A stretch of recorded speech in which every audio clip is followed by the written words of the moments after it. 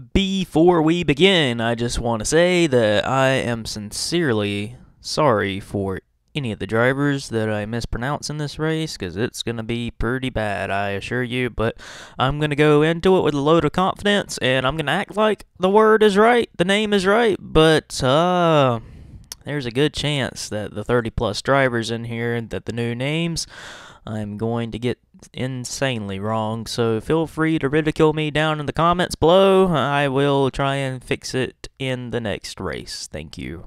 Good evening and welcome everyone for a series that is fixing to take its debut mark and it's fixing to get underway, and this is going to be a very interesting race, interesting series, and the video is sponsored by Interesting, just a word, because this is just going to be a very interesting debut.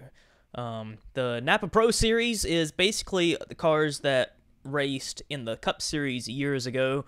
A lot of teams scrapping around, trying to get old body parts of the old car model, and a lot of drivers on the grid fixing a race at Talladega, and they've never raced at the high banks. A lot of these drivers are short track drivers all around the country and trying to make their mark and make it into the FBRL, and this is about to get very interesting because we have two teams that have raced longer than a year in the Hardee's National Series, S3 Motorsports and Flying Aces Racing, and they've been so quick here at Talladega. They know what they're doing, while a bunch of teams are really scrappy. They are a little off the pace, and I'm not sure what to expect for the first ever race of the NAPA Pro Series. All I have to say is buckle up and hang on. 36 drivers about to get underway here at Talladega for 75 miles. That'll be the normal race distance here for the NAPA Pro Series. 12 races for the 2019 season. It's a little shorter than the Cup and the National Series, but this is going to be our third-tier series, and it's a way to work your way up to the ladder, up the National level and to the Cup level.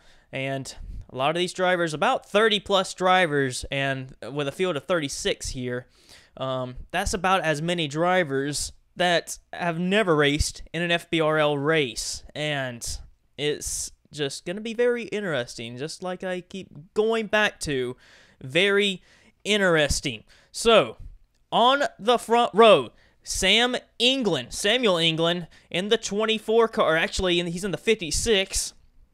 England, let's look here at the starting lineup. I'm going to look here for myself, but England for S3 Motorsports, his teammate right behind him, James Ellison, alongside Doug Lockrow, who raced in the Daytona 500 for the Cup level. Can he be the favorite? I believe he might be. Doug Lockrow's in a fast race car. He's got the experience on a super speedway track. These cars will probably get up to about 190 miles an hour in the draft. We're just going to have to wait and see how everything shapes up.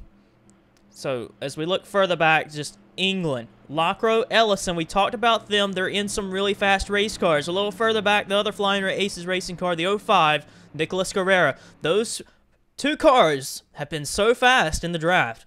Blake Warren for Flipside Motorsports.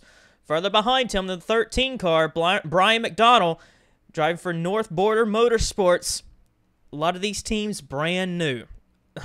Just trying to make it in the FBRL. And this is the best way to start it. Just some old used cars. And they're about to race them on the biggest track that will race all season. Up top, in the 48, Zachary Bilson. He's racing for Breeding Enterprises. They're making a full-time run in the Cup level with part-time drivers coming into that 87 ride.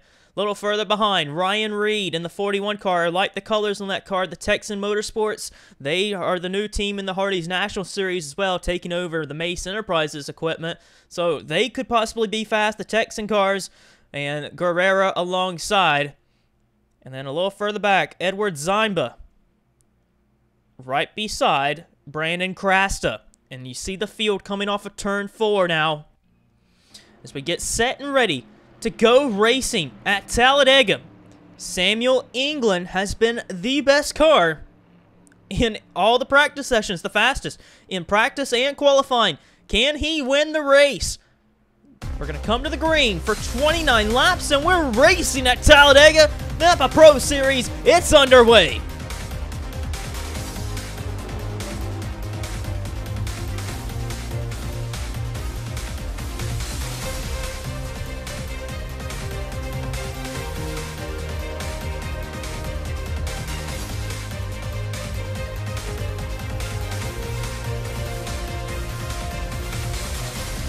Now, here at Talladega, it should be the inside line that prevails. However, we have seen in practice that the outside line can be favorable for some drivers. On the outside, here comes the 24 of Lockrow, trying to go around the Ellison car of James Ellison there on the bottom.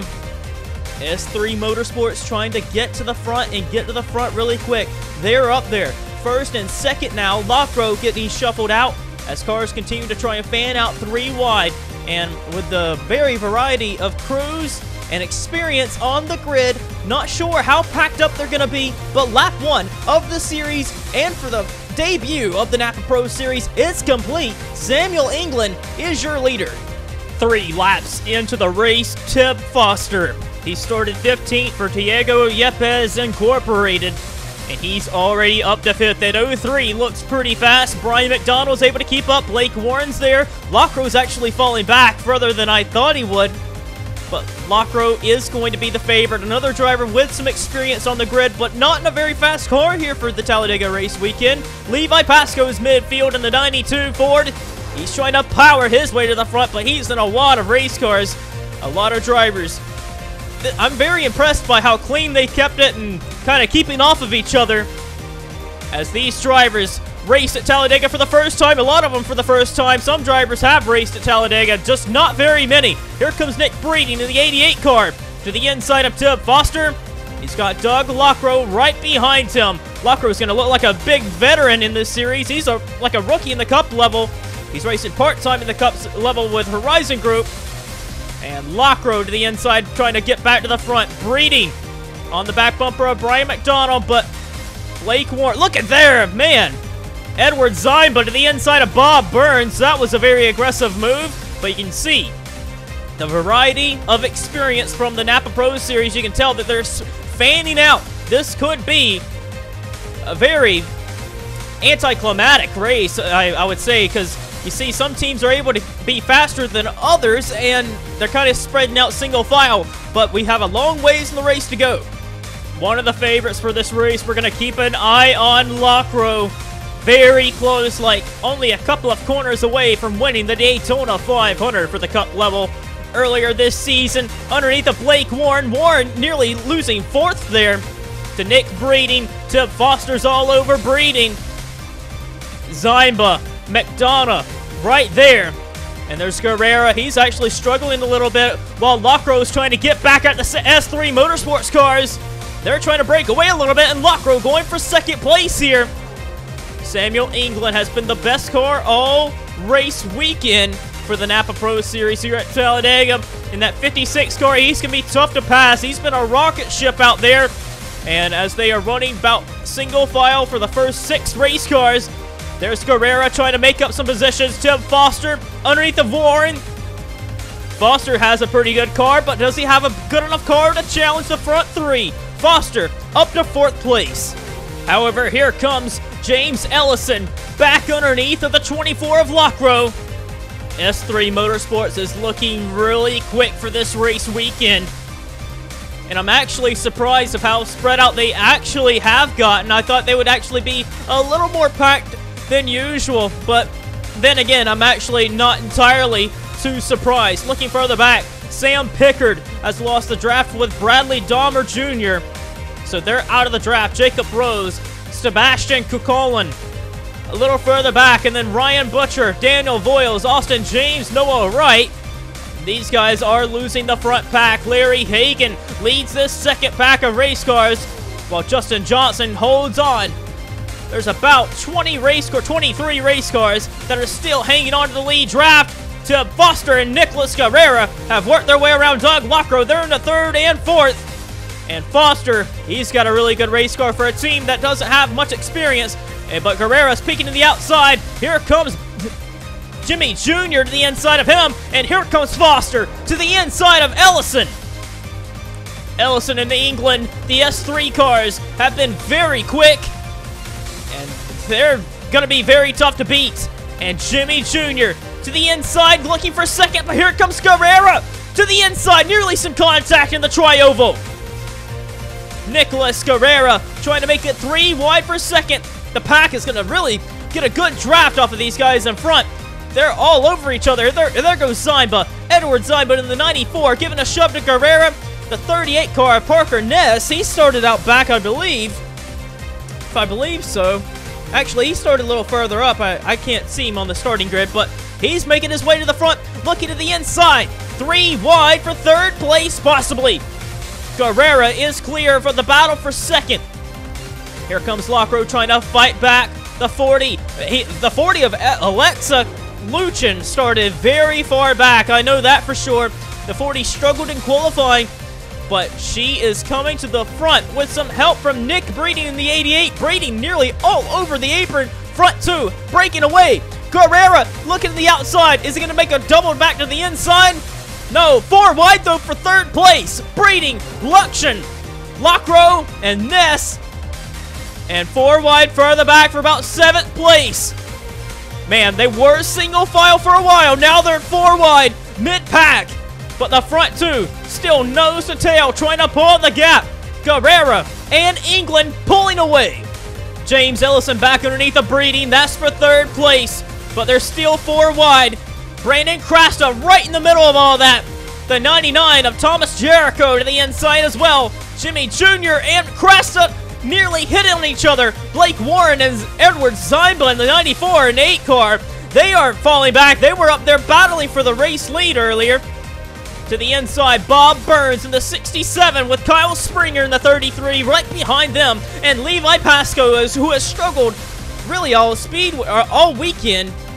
He is up into the top 5 right behind the fastest, well, I wouldn't say the fastest 3, but Carrera is in one of the faster cars of the Flying Aces racing cars. And here comes Ellison trying to get a run, but when he ducked out behind of Nicholas Carrera, he hit that wall of air and couldn't quite get underneath of him.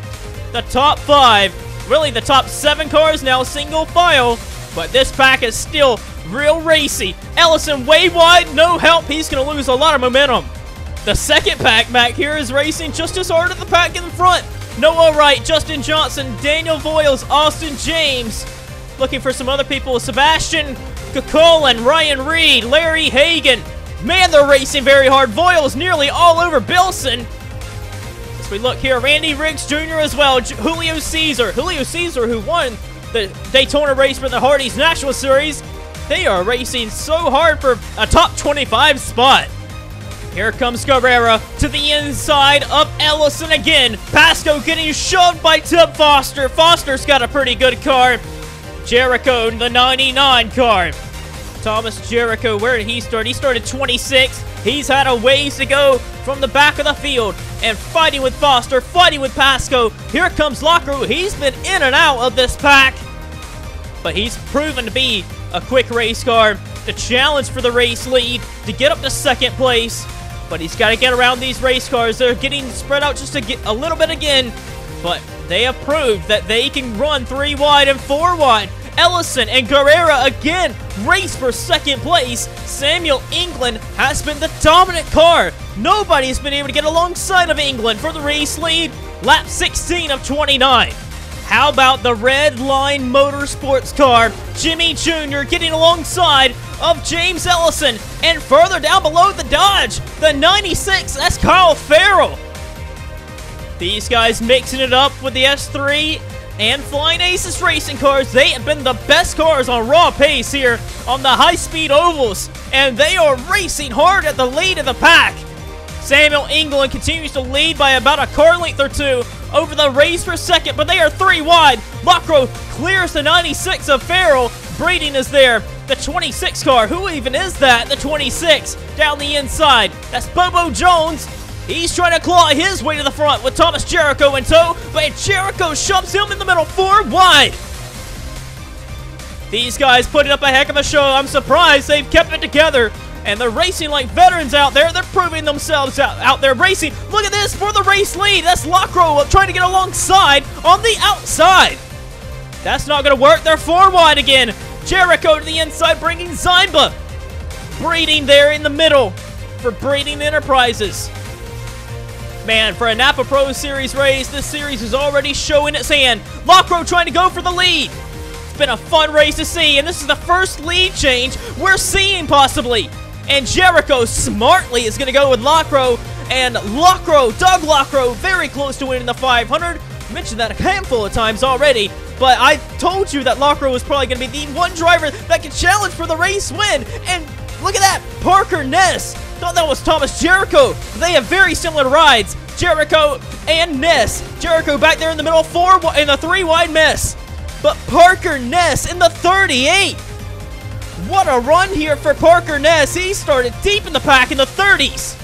Terrible run in qualifying. The Tommy Roberts racing car getting shoved by the 03 of Tim Foster. But here comes Lockrow. Here comes England. England's got such a good car. Shoving Lockrow back to the front. And Doug Lockrow to the lead. And Samuel England clears for second place with a big shove from Alexis Lochin. And here comes Tip Foster digging hard with Kyle Springer. They're working so well together on the bottom. It'll be back to the line. It'll be 10 laps to go. Kyle Springer wants a piece of this. He's to the inside. Battle for second raging on, but England fighting with his all on the outside by himself. Lap car, Bradley Dahmer Jr. is going to go a lap down here. And this could dictate who ends up with the lead and who loses the draft. Here comes Lockrow. He runs up on the back bumper of the 50 car. And that's going to... Oh, there's an engine! Is that... No, that's not Samuel England. I thought that was Samuel England for a second. That is Blake Warren. Warren in the 8 car, blowing a motor. And Blake Warren, who qualified so well, getting turned to the inside, trying to get to the inside. And Bob Burns, Parker Ness. Parker Ness was looking so good. And Blake Warren, his hopes of a win is over. Up front, Kyle Springer is your race leader. James Ellison, S3 Motorsports, trying to get back to the lead. And there they go. James Ellison in just as good of a car as the 26, but further back.